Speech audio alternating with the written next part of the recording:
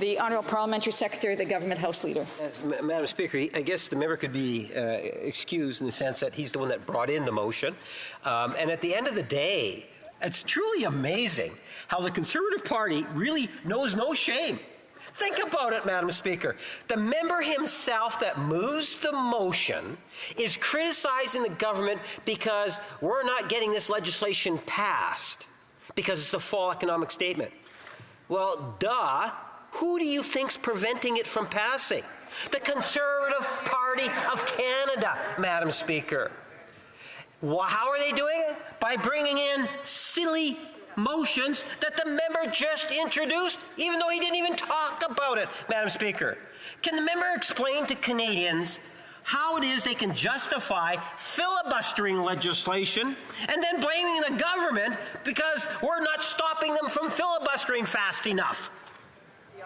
River Crowfoot.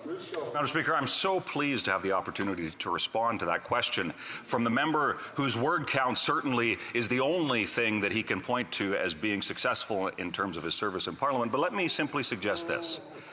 Madam Speaker, when it comes to the very root of what we're talking about, it is the government that controls the legislative agenda.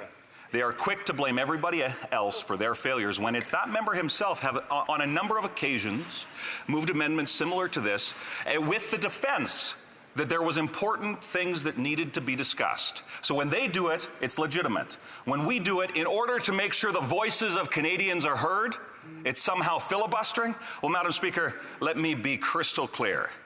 Never in this place is it wrong to bring up the pain and the suffering that Canadians are facing because, Madam Speaker, we have to offer hope at a time when people feel hopeless, and certainly the solution is a change in government because they're tired, corrupt, and certainly out of ideas. And this full economic statement and the budget that we debated earlier today are clear proof of that. Yeah.